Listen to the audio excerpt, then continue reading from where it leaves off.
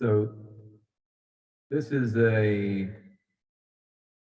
rough explanation in a simplistic terms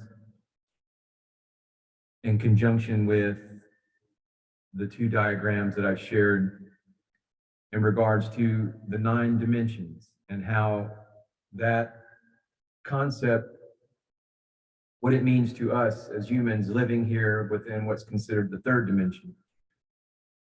So while we are alive, we exist in linear space and time, 3D, 3rd dimension.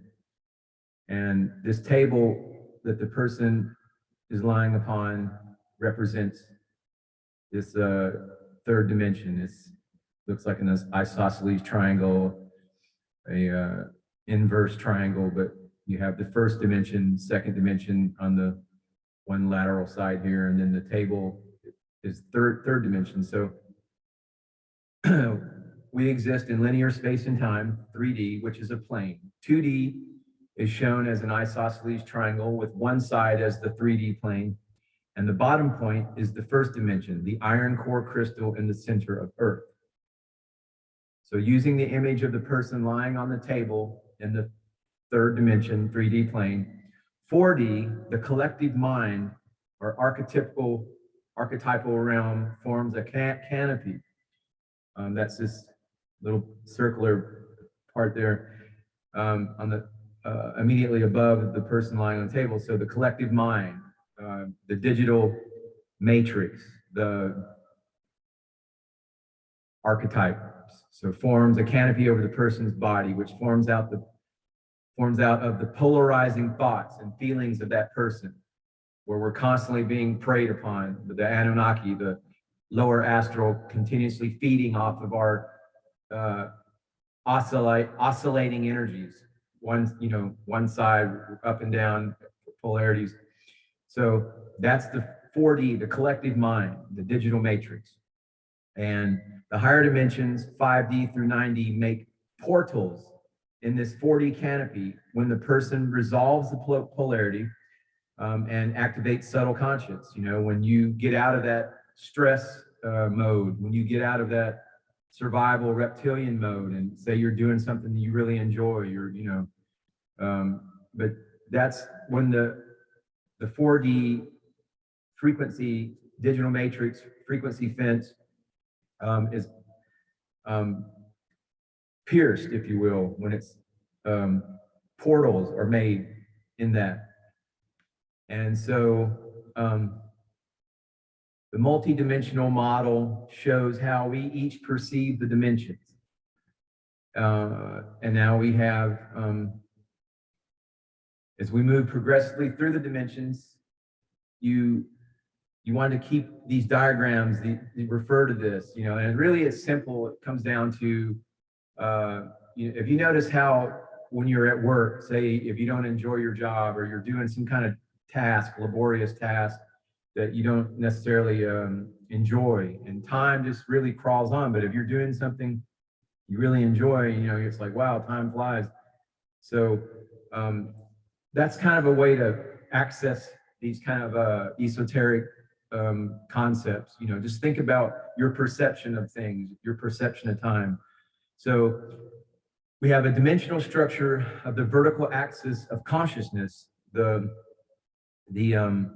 figure on the right, and that explains the energetics of the 9 dimensions. From the 1st dimension to the 9th dimension on this vertical axis, the lowest dimension is the densest dimension, and the highest 9D is the least dense. The lower dimensions have less space, the higher ones more. Density is governed by gravity, which coaxes light or photons into forms. And the 1st dimension, if you can just picture this, that's the center of the Earth, the iron core crystal center of the Earth. So, imagine what kind of density that conjures up in your mind. And that's how we go from the 1st density of consciousness all the way up to the highest level of consciousness. And as you see on this vertical axis of consciousness, we, 2nd dimension over here as this frequency consciousness as it traverses upwardly the vertical axis, 2D telluric beauty, biosphere, elementals, that's all like the animal plant kingdom. Then we have linear space and time humanity, which we pretty much, that is, what we perceive on a day-to-day basis. And then we have the collective mind, and you see here's Anunnaki in the fourth D, because, the negative ETs have created this collective mind. It went before things like the internet and whatnot. It was done through religion.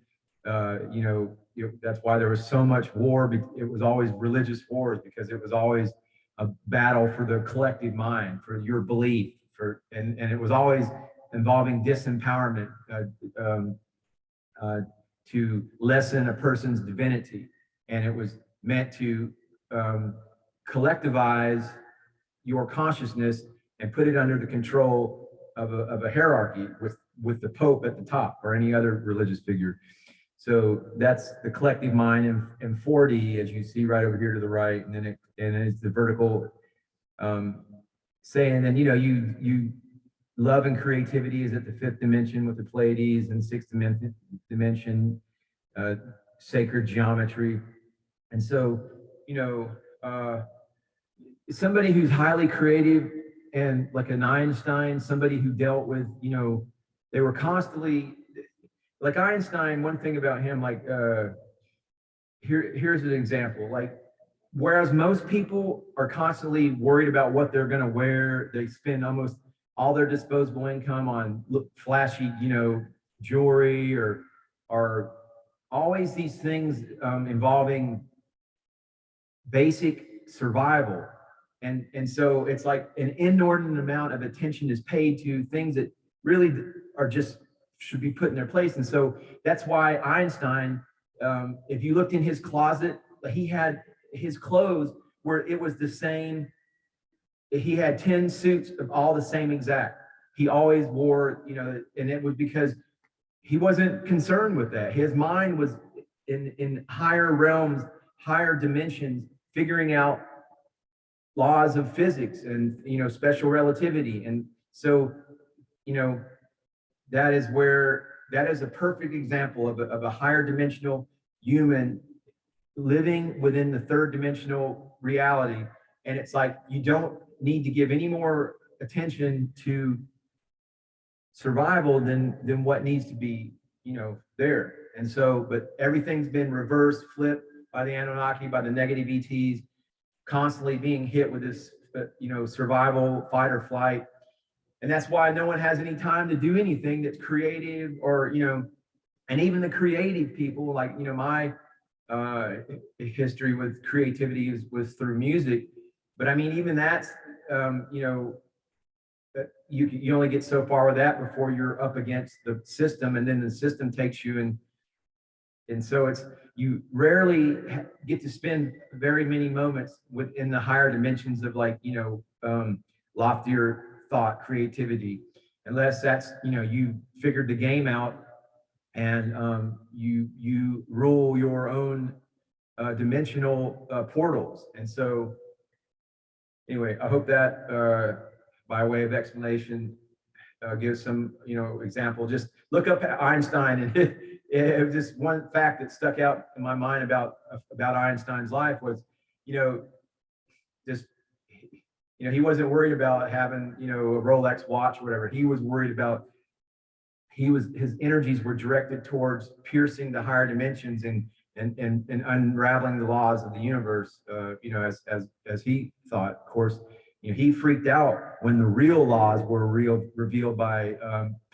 Max Planck, and all the other quantum physicists, because they took, Einstein, his physics still never, even though his mind was higher going into the seventh dimensions, he was trying to always fit it back into the third dimension.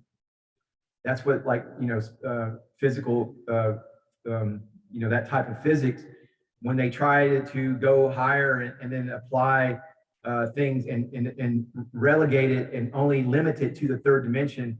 Well, no, that's not the way this works, because there's higher dimensions, and those laws just, they just they freak people like Einstein out. Like he literally, there's a quote with Einstein where he talks about just being, one of those guys, maybe it was Max Planck, Neil Bohr or whoever, said if you are not disturbed with quantum physics, then you haven't properly understood it. So let's all try to properly understand. Namaste, namaskar.